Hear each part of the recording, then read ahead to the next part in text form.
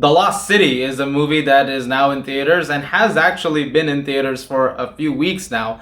But due to a lot of different reasons, I got to see it a little later, and it's actually not out in a few places in the world yet, so it feels like it's late, but it's early at the same time. Anyway, without further ado, let's talk about this movie. Sandra Bullock plays Loretta Sage, an adventure novelist who seems to have made a big name for herself. She's writing these new books that are basically infusing adventure with romance, but it seems that she's sort of disenchanted with it now. She's also having to deal with her cover model, Alan, played by Channing Tatum, who seems to be thinking he is the actual hero in those books, but it makes it a bit unbearable. However, when a billionaire of sorts named Abigail, played by Daniel Radcliffe, approaches her and says, "Hey, one of the cities you wrote about actually exists and I want you to help me find it," he kidnaps her and then Alan has to come to the rescue of her. I remember as a kid, my dad showed me a movie called Romancing the Stone, and I remember thinking, that was a fun movie, that was a fun adventure movie, and you won't get a movie like this these days. And that's something that you think about more and more as time has progressed. It's very hard to recapture that sort of spirit.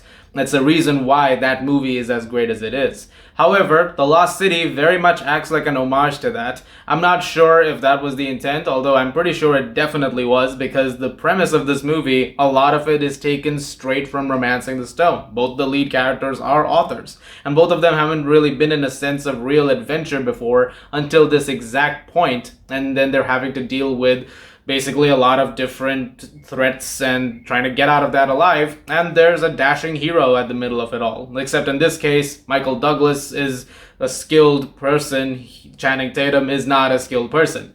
However, this movie very much harkens back to the spirit of those movies, especially that in Jewel of the Nile, and I think it works fairly well. It's not a movie that you're going to go to for narrative depth or something like that, or complexly written characters, because you're not going to get either of those things in this movie.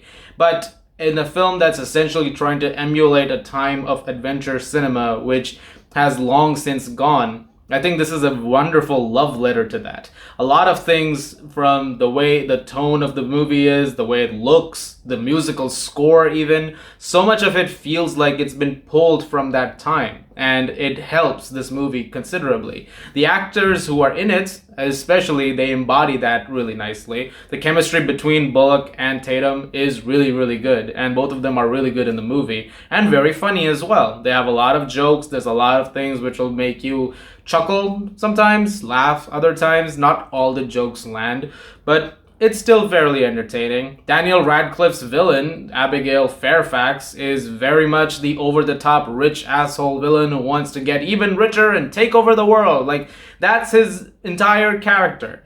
And it's very much, like I said, pulled from that time.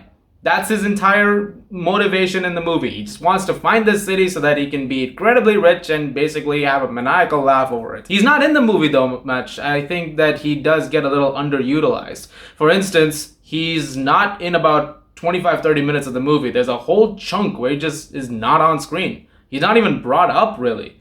And then he shows up later, like, "Oh yeah, you're in this movie. Shit, I guess we completely forgot that you were in here." That I didn't think was a really good thing, but whatever. Even the action sequences feel like an homage to that time. There's something about the way impacts are handled that feels like it's, again, borrowing from that particular vibe of film. And again, none of these are an insult.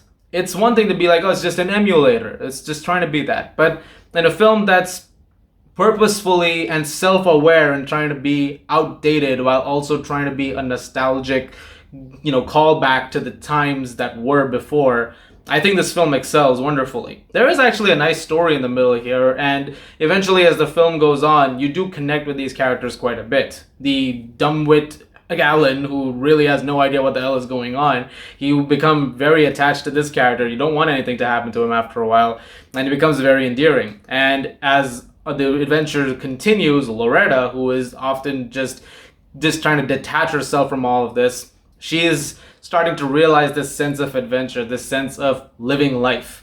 All of those things are really nice. Also in this movie, Brad Pitt shows up and he's really funny.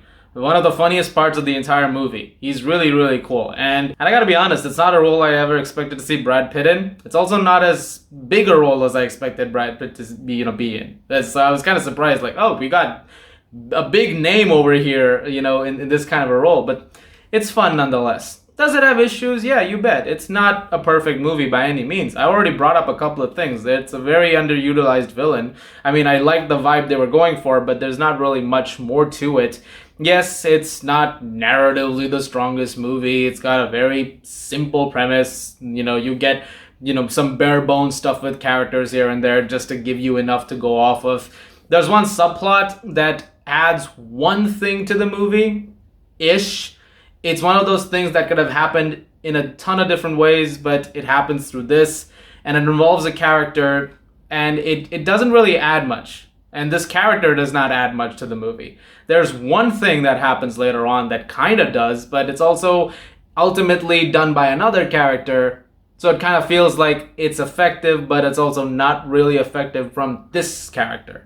If that's how vaguely I'm putting it, that's where we are. But still, I walked out of Lost City enjoying it a lot more than I thought I would. At the first trailer and all that stuff came out, I had no idea what to expect from it. But after seeing the movie, I can say it's honestly kind of a surprise. It's very entertaining. Not a perfect movie by any means. It definitely has a lot of issues, but I recommend checking it out. It'll probably have some kind of a legacy like Romancing the Stone or Jewel of the Nile did. And it'll become one of those movies that you watch on like a Saturday morning or afternoon, like an adventure flick. And that's totally fine. I'm gonna give The Lost City a 7.5 out of 10.